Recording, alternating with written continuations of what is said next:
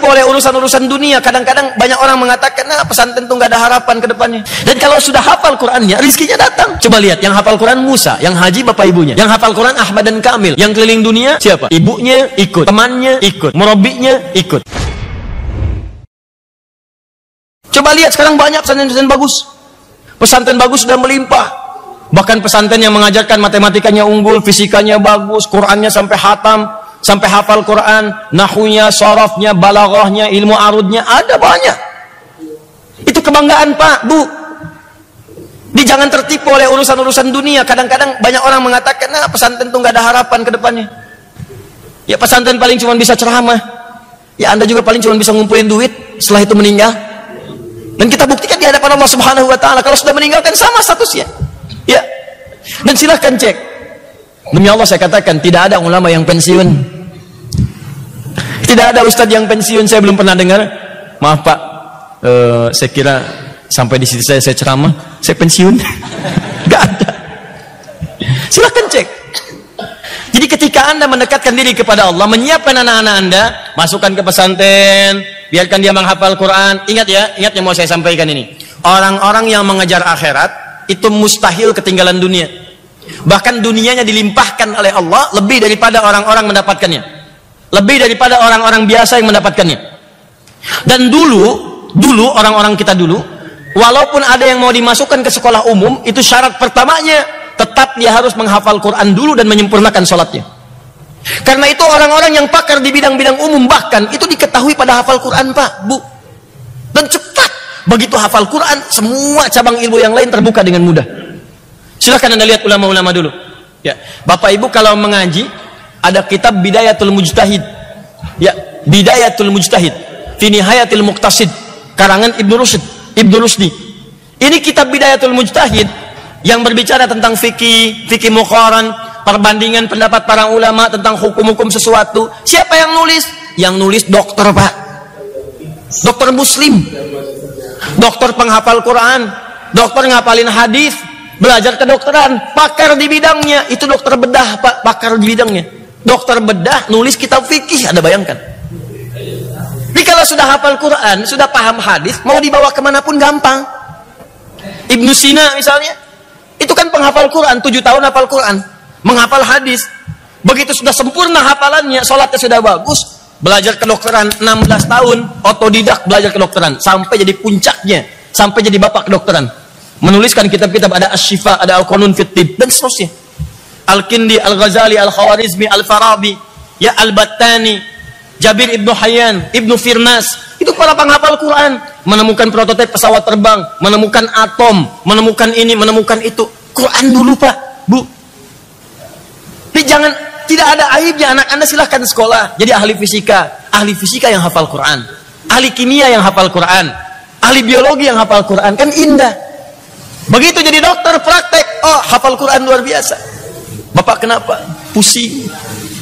Apa yang dirasakan saat pusing? Itu Dok, kalau tetangga saya beli motor baru, saya pusing. Kalau dia beli mobil baru, saya pusing. Ah, begitu. Ini Pak resepnya. Quran surat sekian, ayat sekian. Quran surat sekian, ayat sekian. Hadis riwayat At-Tirmidzi, nomor hadis sekian. Nih Pak, silakan. Cari di apotek kitab itu. Ah, itulah. Kalau sudah seperti itu, maka jadi dokter yang khairul bariyah. Jadi insinyur yang khairul bariyah. Ya? Jadi diplomat yang khairul bariyah. Diplomat dulu yang hafal Quran banyak. Kiai Haji Agus Salim menghafal Quran, ahli tafsir. Ya, memahami hadis pula. Silahkan, jadi bukan aib. Tidak harus kemudian dijadikan dikotomi. Orang-orang menghafal Quran cuma pesantren aja, SMA tidak. Sekarang ya saya kasih tahu. Saya baru dari Sydney dan Melbourne beberapa waktu yang lalu. Sekarang di Melbourne, bahkan di Sydney, itu sekolah Islam kalau nggak ada hafalan Qurannya, nggak laku Pak. Nggak laku. Sekarang ada hafalan Quran.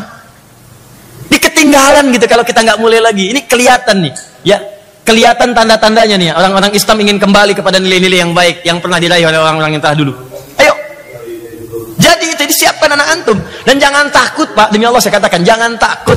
Orang-orang yang menyiapkan anaknya untuk dekat dengan Allah, bahkan langsung ada keterangan dalam Al-Quran, rizkinya langsung Allah jamin. Bukan orang tuanya yang capek menyiapkannya, rizkinya. Di awal aja penuh kesungguhan. Kadang-kadang tega nggak ya dimasukin pesantren? Bukan tega nggak tega, dekatkan dengan Allah. Mau dekat nggak? Siapin. Kalau sudah seperti itu, jangan takut Pak, demi Allah, jangan takut. Buka Quran surah 3 ayat 37. Ya, Imran Hannah punya anak. Saat dalam kandungan sudah diniatkan, anak saya yang satu ini saya siapkan jadi anak yang sangat dekat dengan Allah. Ya. Idz qalat imra'atu Imran rabbi inni nadhartu laka ma fi batni muharrara fataqabbal minni. Quran surah 3 ayat 35, paling kiri pertengahan. Ketika istrinya Imran Hannah bernazar sejak dia dalam keadaan mengandung, kata istrinya Imran, ya Allah, saya niatkan anak saya yang satu ini, ya Allah, saya siapkan untuk mengabdi kepadamu saja. Maksudnya mendekat kepada Allah. Saya ingin anak saya dekat denganmu, ya Allah, saya siapkan.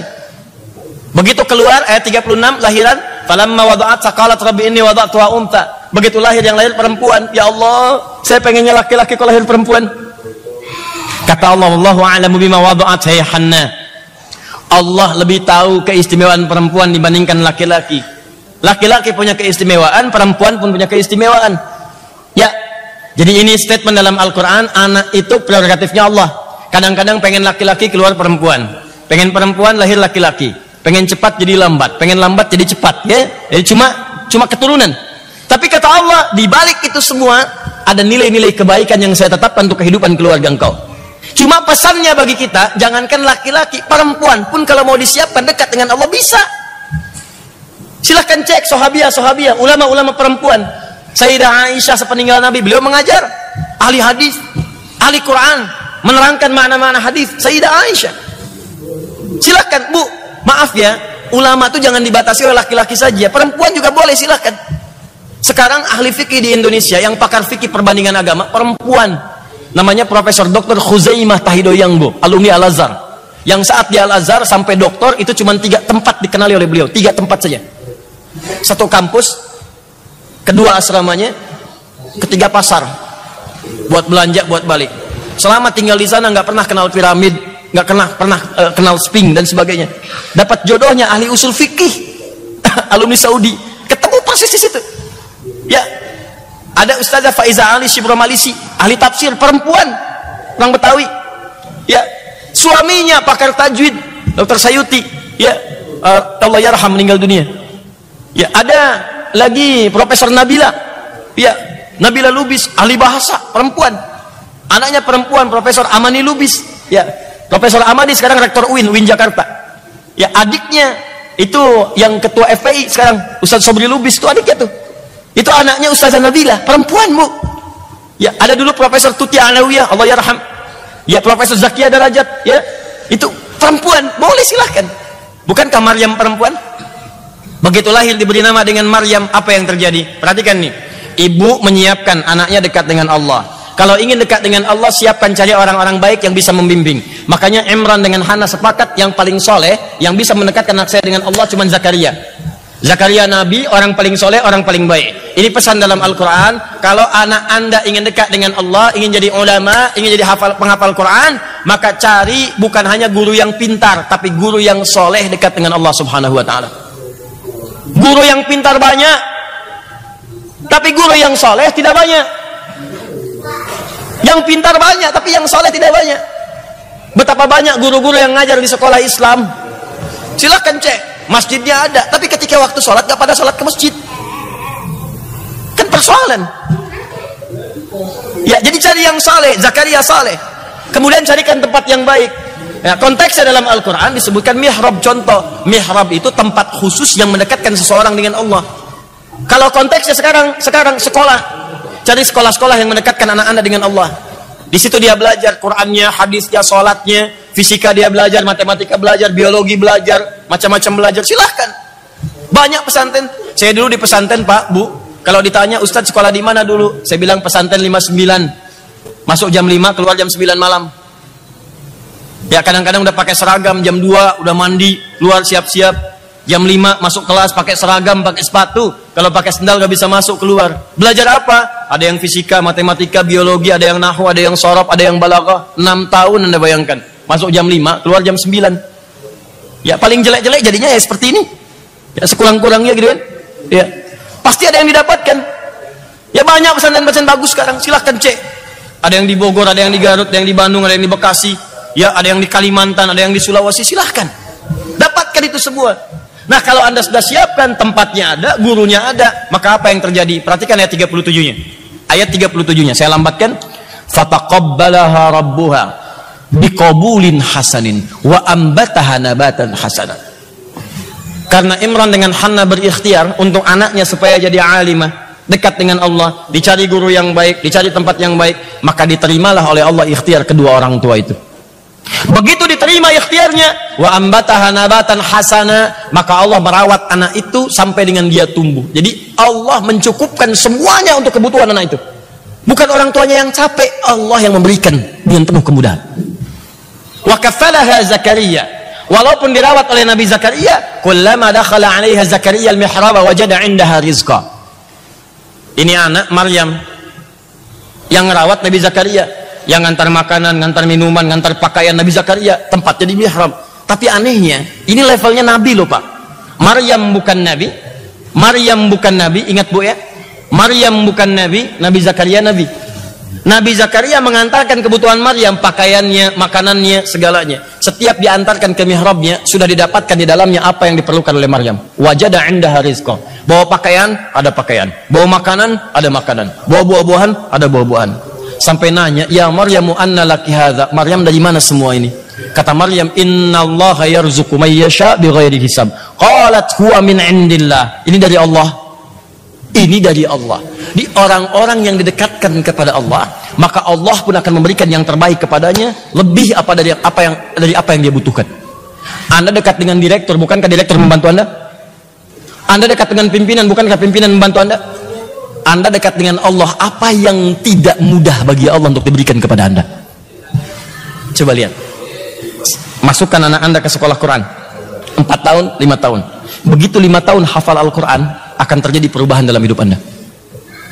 Jangankan hatam Al-Quran, anak Anda 5 tahun baru hafal An-Naba, amma yatasaalun, bisa nangis Anda. Dan indahnya begini Pak, antum dari kantor nih capek gitu kan, pekerjaan berat, di jalan macet, pulang ke rumah keringat, tiba-tiba masuk kamar, anak Anda yang 4 tahun sedang mengulang-ulang, kemudian dia baca An-Naba, amma yatasaalun anin naba'il azim alladzi hum fi mukhtalifun, ulang-ulang begini, hilang semua penat Anda.